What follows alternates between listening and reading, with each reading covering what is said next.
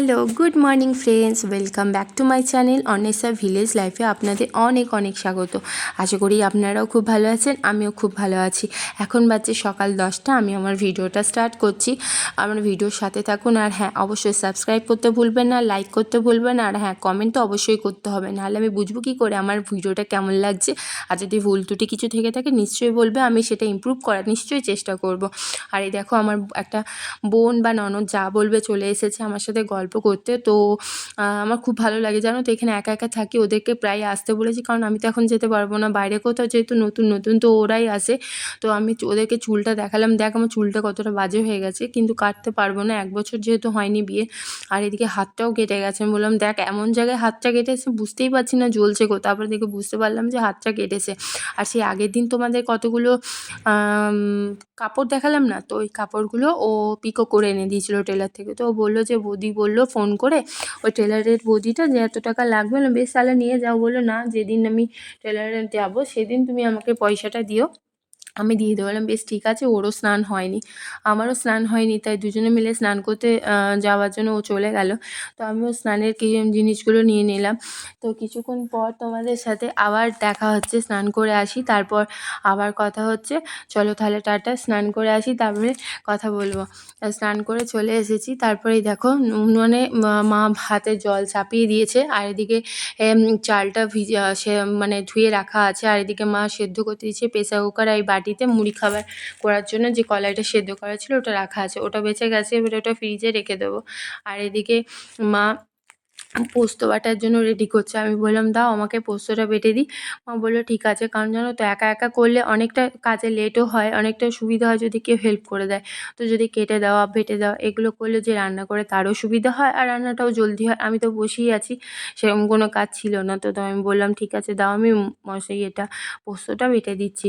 তারপরে পোস্তটা বাটতে শুরু করলাম। তো জানো তো এখানে নোড়াটা এতটাই ছোট, মানে আমার একটু টাইম বেশি লাগে, আর আমার বাপের ঘরে নোড়াটা একটু বড়, তো যেহেতু বাটতে সুবিধা হয়। আর এই নোড়াটা না বাটতে একদম একটু কষ্ট হয়। তো যাই হোক, আস্তে আস্তে হয়েও গেল, একটু টাইম বেশি লাগলো, ওটা হয়ে গেছে। এরপরে মা কলাই ভিজিয়ে রেখেছিল বড়া হবে বলে, বিরি কলাই। তো এই বিরি কলাইয়ের বড়া হবে, তার জন্য বিরি কলাইটাও বেটে রেখে দিলাম। এদিকে ভাত ফুটে গেছে অলরেডি, আর আমার কলাই বাটাও প্রায় শেষের দিকে। এদিকে কলাই বাটার জন্য রেডি হয়ে গেছে, কলাই বেটেও নিয়েছি।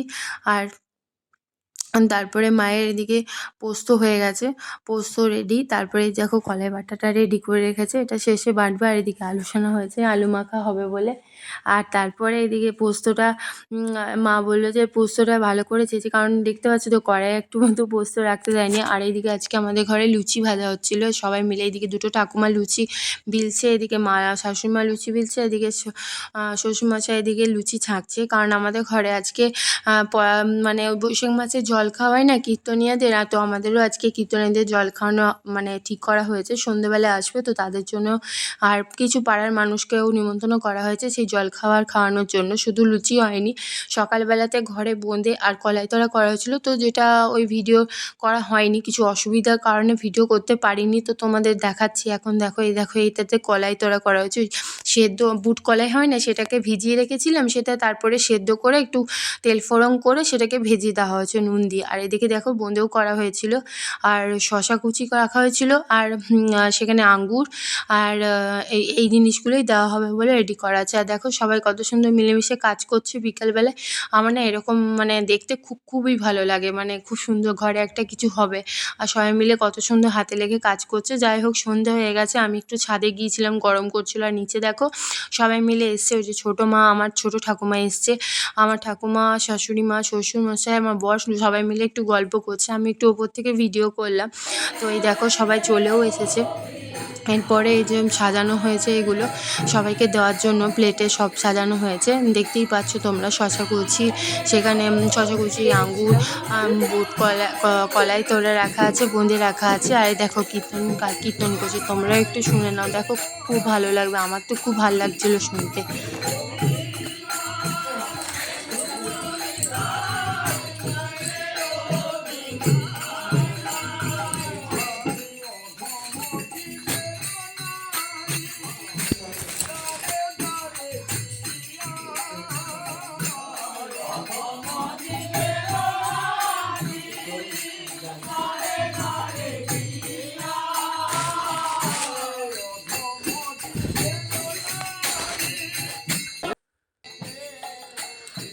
এটি এবারে হয়ে গেছে, কীর্তনে এবারে যাওয়ার পালা।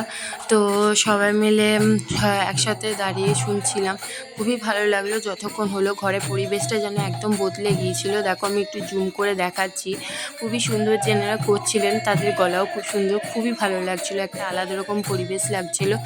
মানে একটা ঠাকুর নাম হয় না, মানে শুনলে এমনি মন ভালো হয়ে যায়। তারপরে ঘরেরও অনেক ব্যাপার থাকে, তো ভালো ভালো লাগলো, আমার তো খুব ভালো লেগেছে। তোমরাও দেখো, একটু শোনো।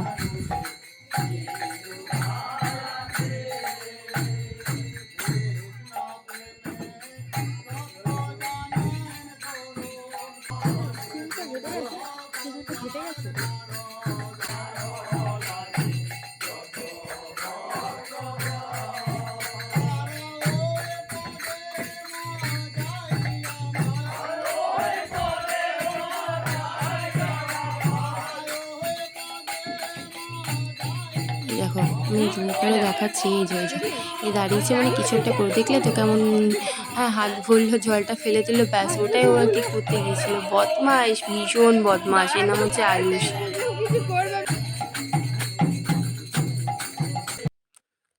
এই যে এখানে সবার খাওয়া দাওয়া হয়ে গেছে, সব ঝুঁকে গেছে, সবাই মিলে ঘরে একটু বসে উঠোনে গল্প করছিলাম, যেহেতু প্রচণ্ড গরম। আর ছোটো মারা তো থাকে না, বাইরে থাকে, ছোটো মা ছোটো দাদু, তো ওরাও ঘরে এসে ভীষণ আনন্দিত, তাই সবাই মিলে একটু গল্প করছিলাম। খাওয়া দাওয়া হয়ে গেছিলো, তো খাওয়া দাওয়ার পর ওই একটু ঠান্ডা ঠান্ডা হাওয়াও দিচ্ছিলো উঠানে, আর এই যে গল্পও করা হচ্ছিলো।